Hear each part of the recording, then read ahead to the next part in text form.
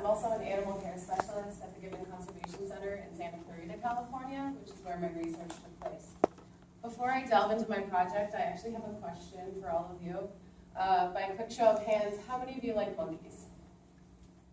Quite a few of you, good, good. So I'm actually not going to discuss monkeys today. But the reason that I bring them up is that gibbons are commonly mistaken for monkeys. Now this is understandable based on their slight stature. However, they are in fact the smallest species of ape. The easiest way to tell the difference between a monkey and an ape is that generally speaking, monkeys have tails and apes do not. Now, there are numerous morphological differences beyond that. However, for the sake of time, I'll leave it with that. There are currently 19 recognized species of gibbons in the world, all of which are native to South and Southeast Asia, and all of which are listed as critically endangered, or highly vulnerable by the IUCN, or the International Union for the Conservation of Nature. Excuse me.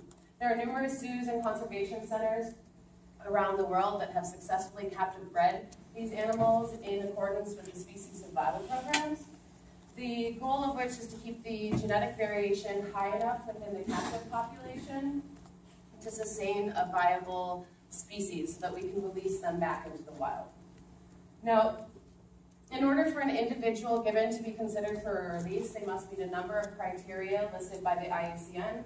Some of these include proper brachiation, which is their main form of locomotion, singing regularly, copulating regularly, not spending more than 5% of the time on the ground, because they are an arboreal species. They can't engage in stereotypic obsessive behaviors such as walking or pacing, similar to what I'm doing right now. And their general behavior should approximate that of wild gibbons, so they should act similar to wild gibbons. Excuse me. One of the things that's not currently listed as a criterion for release is successful completion of predator training. Now, this has proven to be deadly in some other species. The black and white ruffed lemur, which is the image on the left, and the golden lion tamarin, their reintroduction partially failed due to inefficient predator detection and avoidance. Excuse me. So, if captive gibbons are unable to recognize predators in their natural habitat, they may not live long enough to be able to reproduce, which is the ultimate goal of any reintroduction. Documented cases of predation on gibbons in the wild is relatively low. However, there's no quantifiable data to support this, and that's where my research comes in. Scare tactics. Do captive gibbons respond appropriately to potentially dangerous stimuli? Now, by appropriately, I mean in accordance with the anti-predator behaviors of wild gibbons, but that made for a very long title.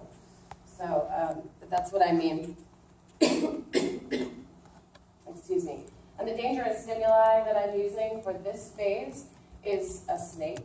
The reason I say this phase is it's actually a pilot study or a pilot test of a larger research project that I'm completing after graduation.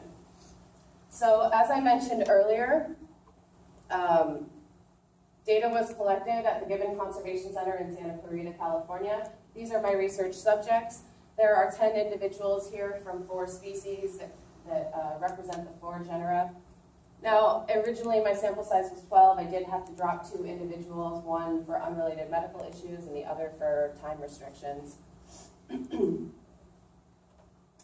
So each individual was presented with 3 stimuli. This set of blocks was used as my novel inanimate control.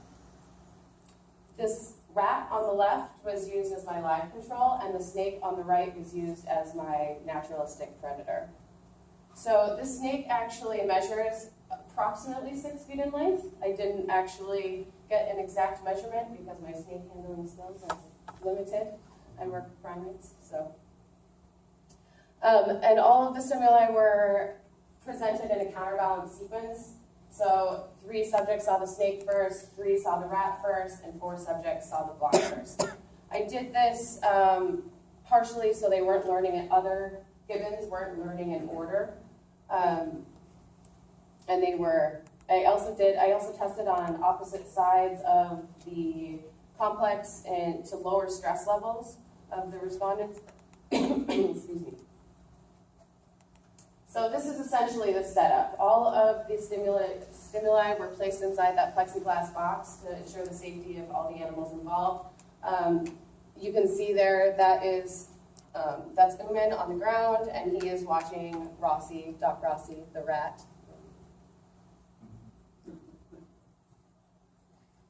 So this is how the test was set up. Essentially, there was a 20-minute pre-exposure period where the box was actually covered, and so the Gibbons couldn't actually see what was inside the box. And then I uncovered that box for 6 minutes and allowed them to view it, and then I covered it back up. This was the ethogram I used. This is actually, I used a slightly modified version of this. This was used in a study on wild white-handed gibbons. So it kind of gave me a baseline and what to look for. So in wild gibbons, you see fixation on the predator. The study was done using 3 predator models on wild gibbons. And so when the predator models were present, you saw fixation, you saw an increase in scanning, an increase of defecations, and then the rest of the behaviors are just kind of natural behaviors of gibbons. So this is my relaxed index. So basically you can see, so I collapsed a number of the variables, of the behavioral variables, into relaxed and vigilant states. And as you can see during the exposure, the relaxed state, or the relaxed behaviors drop, and then once I cover the box back up, they rise again. You can compare that to the vigilant index. With the snake, you can see is that purple line there, and post-exposure, those vigilant behaviors increase dramatically. So this is the difference between the stimuli on the left with the relaxed behaviors. Across the board, the relaxed behaviors were all kind of even. However, with the vigilant behaviors and the snake exposure, it's very elevated. Fancy animations I forgot about. So essentially, these are my findings. You see increased vigilance behaviors with the snake and decreased relaxed behaviors with the snake. The scanning, fixation, and vocalizations increased. One difference I noticed between wild gibbons and captive gibbons was that the wild gibbons had an increased rate of defecation, and I did not see that in any of my trials. We did run ANOVAs on all of these.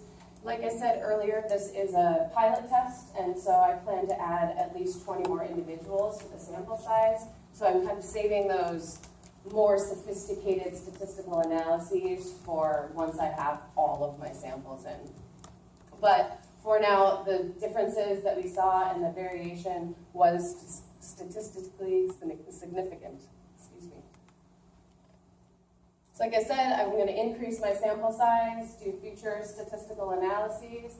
I'm also going to kind of mimic that wild study with the predator model. So I would like to test them on their reaction to raptors and felines. I'm not quite sure how I'm going to get a large cat on site, but we'll figure it out when the time comes.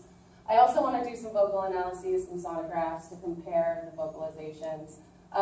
However, I did find, at least for this sample, that the captive gibbons do show vigilance to snakes. So that's one predator down, 2 more to go. And they are in line with the wild conspecifics for this predator. I'd like to thank Dr. Colleen, Delaney, and Dr. Matthew Campbell. They've been extremely helpful. I'd also like to thank the rat for only biting me every 3rd time I pick her up. And that's all I got for you.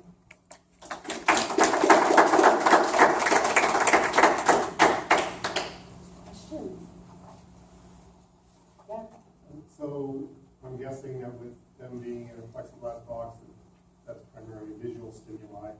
Are there other things in the wild, olfactory, auditory, that would test for? So that's one of the things that we're looking into for the future research and the feline studies is actually possibly providing urine, some sort of large cat urine, and seeing if they respond to that.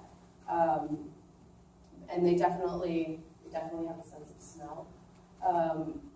But I didn't see the pre-test exposure, or I mean, the pre-exposure phase of the test. I didn't see any significant differences between any of the stimuli. So that tells me that they really didn't know what was in that box before I uncovered it.